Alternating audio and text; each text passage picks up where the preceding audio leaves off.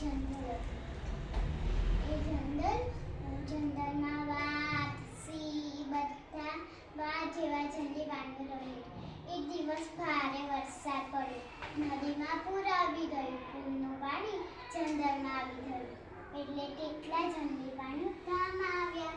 અને પછી એક બાજીના ઘરે આવ્યો અને એવા દીકરો હતો. માજીને બીક લાગી, મને મારશે તો.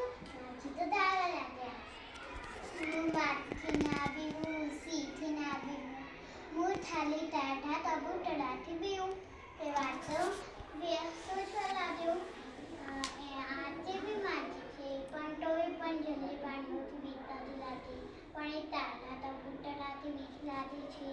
વાઘે તો ટાઢા કબૂતરાને મળવાનું નક્કી કર્યું અને માજીના ઘરનું પાણી સાપડાનું મનેલું હતું. અને ધંધા ઉપર પાણી હતું. ટીપે ટીપે પાણી ટપકતું હતું. વાઘ આવ્યો. વાઘના માથા ઉપર ટીપવું પડ્યું અને એ ઠંડીથી દુખી ગયો. અને પછી ઠંડુ પાણી ટીપે ટીપે પડતું હતું. અને પછી વાઘે તો એ ઠંડા ટીપાથી અને ભાગી ગયો. અને એ ધામા ડોસી ગઈ. દીકરીને બહુ ચિંતા કરી. દીકરીના ઘેર જાતી હતી. રસ્તામાં વાઘ મળ્યો.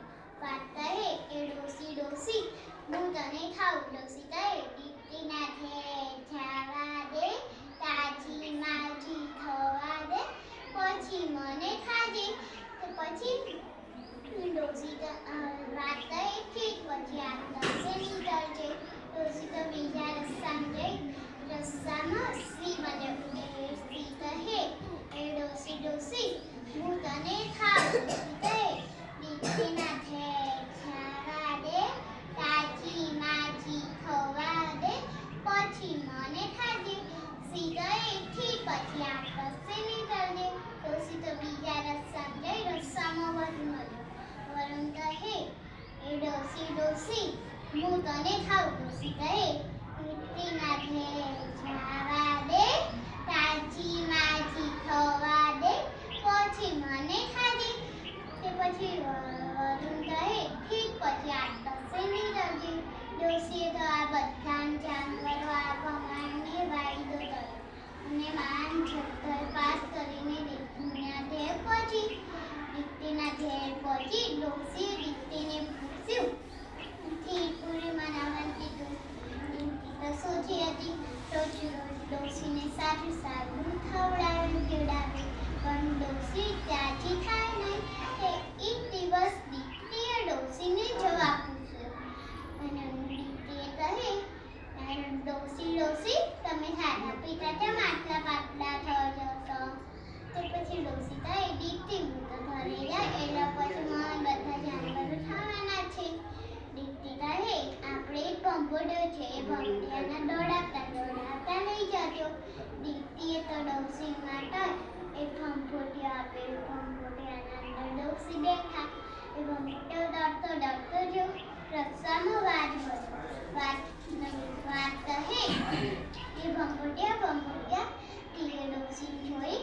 એ ભંભોડિયો બોલો, તીસતી ડોસી તીસતા ચલ ભંભોડિયા આપને દા. વાઘ તો વિચારવા લાગ્યો, મારું આ શું, એમાં શું હશે? વાઘે ભંભોડિયાના પાછળ આવ્યો.